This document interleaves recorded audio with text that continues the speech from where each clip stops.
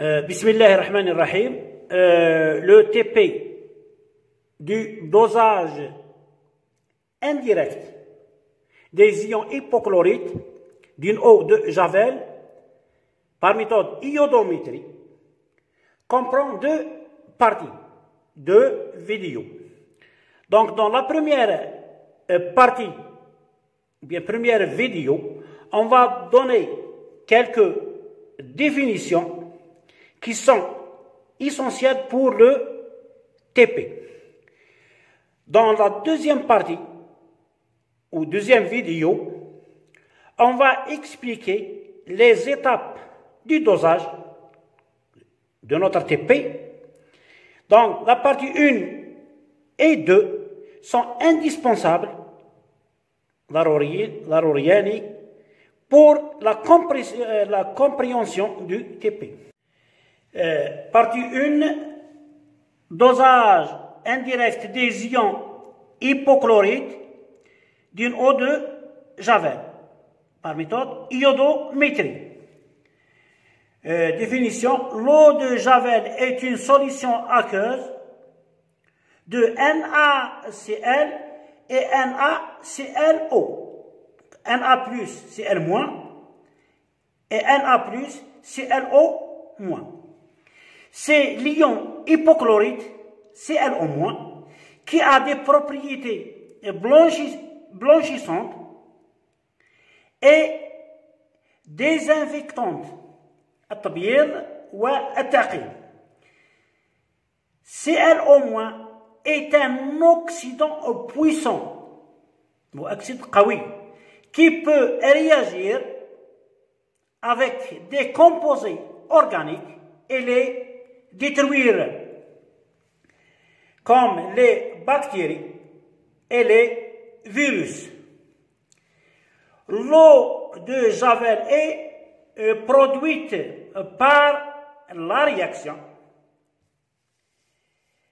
NaOH plus chlore gazeux, Cl2, nous donne eau de Javel qui est NaClO plus NaCl plus H2O. Donc, la solution de l'eau de Javel est une solution aqueuse. Donc elle résulte, bien l'eau de Javel résulte de l'action du chlore gazeux sur NaOH. Donc, il reste toujours dans la réaction un peu de NaOH et Cl2. NaOH lui confère le milieu basique et Cl2, chlore gazeux, lui confère la couleur vert jaunâtre, الأخضر المصفر. Donc la solution chauffée n'est plus eau de Javel. Donc l'eau de Javel perd sa réactivité, يفقد فاعليته بالتسخين, perd sa réactivité par le chauffage selon la réaction ClO- les ions hypochloriques. Par le chauffage, nous donnons les ions ClO3- qui sont les chlorates, plus de Cl-. De même, au milieu acide, H+, l'eau de Javel est détruite. Donc, le milieu acide détruit l'eau de Javel. Donc, de même, l'eau de Javel perd sa réactivité dans le milieu acide. ClO- plus Cl- au milieu acide, bien plus de H+ nous donne Cl2 plus H2O. Donc le chauffage et le milieu acide sont déconseillés pour l'eau de Javel. L'eau de Javel a 1 degré, bien, est définie par 1 degré. Ce degré est mentionné sur le flacon commercialisé, qui est appelé le degré chlorométrique. C'est HL, le degré. Par définition, le degré chlorométrique égale le volume de Cl2, chlore gazeux, libéré ou bien dégagé dans les conditions normales de la température et la pression. Lorsque 1 litre d'eau de javel réagit, donc les conditions normales de la température et de la pression, T égale à 0,8 degré, T égale à 0 degré Celsius, et P égale 1 atmosphère. الشروط النظامية للغاز المثالي: درجة الحرارة تساوي 0 درجة مئوية، والضغط يساوي 1 ضغط جوي. Et le volume d'un gaz parfait dans les conditions normales de la température et la pression égale à 22,4. الحجم المولي للغاز المثالي في الشروط النظامية يساوي 22,4. Donc on écrit le degré chlorométrique égale le volume de Cl2. Et on a le nombre de moles égale M, la masse sur la masse molaire, ou le nombre de moles pour les gaz égale le volume par le volume molaire. Donc, on écrit le degré chlorométrique égale nombre de moles de Cl2 fois le volume molaire. Et on a dans la réaction le coefficient stoichiométrique de Cl au moins égale à 1 et Cl2 égale à 1, les mêmes coefficients stoichiométriques. Donc, le nombre de moles de Cl2 égale le nombre de moles de Cl au moins. Donc, on écrit le degré chlorométrique égale le nombre de moles de Cl au moins fois le volume molaire. Les mêmes nombres de moles. Et on a la concentration massique égale le nombre de moles par le volume en litres. Donc la concentration, le nombre de moles égale la concentration fois le volume. Et on a le volume d'eau de javel et 1 litre. Donc on écrit le degré chlorométrique égale la concentration molaire fois 1 fois 22,4. On tire l'expression, ou bien comment calculer le degré chlorométrique d'une eau de javel. Donc le degré chlorométrique égale la concentration de Cl au moins fois 22,4. Et c'est le degré mentionné sur le flacon ou bien la bouteille commercialisée d'une eau de javel. Lorsque la solution est diluée, donc on a F qui est le facteur de dilution. On peut tirer la concentration initiale, bien la concentration du flacon, bien la concentration des ions hypochloriques dans l'eau de javel, qui égale le facteur de dilution fois sa concentration molaire trouvée, bien calculée. Ou on peut directement tirer le degré chlorométrique de l'eau de javel initiale, bien mentionné sur la bouteille ou le flacon commercialisé. Le degré chlorométrique initial égale le facteur de dilution fois le degré chlorométrique trouvé. Donc, la concentration de l'eau de javel est exprimée par le pourcentage pondéral ou bien le pourcentage massique ou le pourcentage en poids. Pourcentage massique du chlore actif. Ce pourcentage est par définition correspond à la masse de dichlore et du chlore gazeux nécessaire pour préparer 100 g de solution de javel. Selon la réaction de la préparation de l'eau de javel, Cl2 gazeux, qui est le chlore actif, plus 2 OH-, nous donne l'eau de javel qui est Cl au moins, les ions hypochloriques plus Cl-, plus H2O, milieu aqueux. Donc on a deux manières de calculer le pourcentage du chlore actif. Il y a deux expressions. Le pourcentage du chlore actif égale la masse du chlore gazeux par la masse de la solution ou bien la masse de l'eau de javel fois 100. النسبة الكتلية. Deuxième expression, le pourcentage du chlore actif égale la concentration massique du chlore gazeux par la densité fois 10.